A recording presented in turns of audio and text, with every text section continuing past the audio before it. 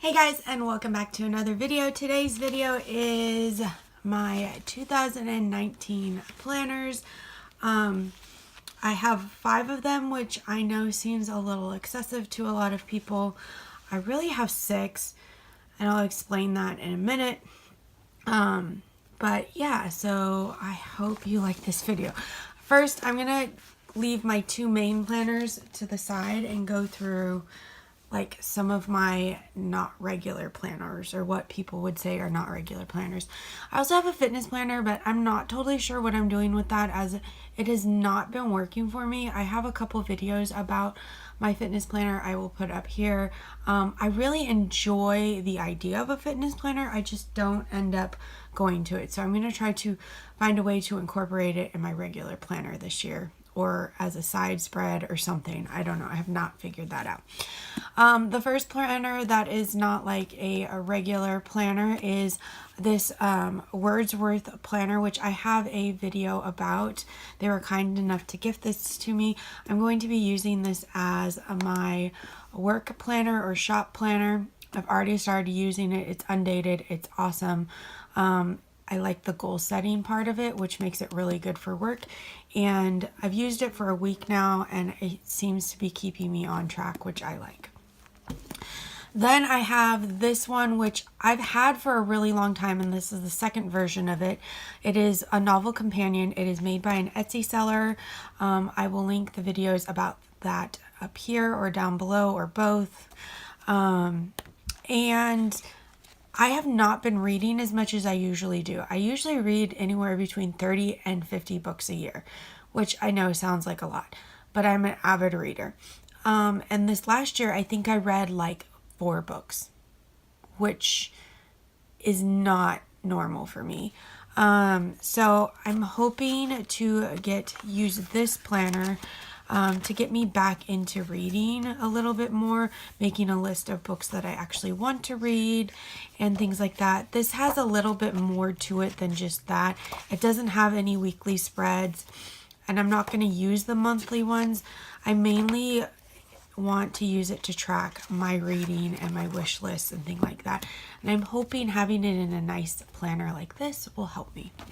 Next is my substitute teacher planner. This just helps me know where I'm teaching, who I'm teaching for, what school, all that kind of stuff. This lives in my work bag, which if you want to see like what's in my work bag, let me know in the comments below. I have a more in-depth video about this planner also here. I think I'm going to have to make a playlist, so I'll just link the playlist up here. And yeah, because I already have like personal information in here that I can't show you, so check that video out. It's from last school year, but I still use it the same way. Now to my 2 like everyday planners. I have this one, which I've already started using. This is a pocket size, and the cover is from, along with this one, is from Planner Society. And this is going to be my purse planner. And so it is sort of set up right now. I still want to do more decorating. As you can see, there's not like a lot.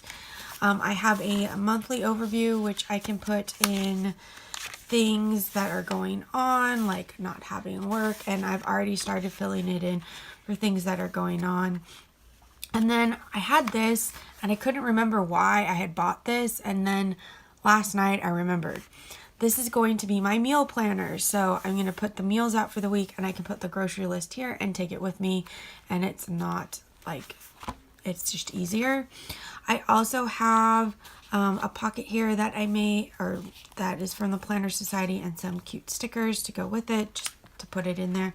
Then I have this book one, which if you remember from my insert haul video, I don't know why I bought this. I just thought it was cool. So yeah, we have that. This is actually from a card that someone sent me that I really liked the card part. Another pocket. This is my spending tracker that I'm going to try to help hone in my spending.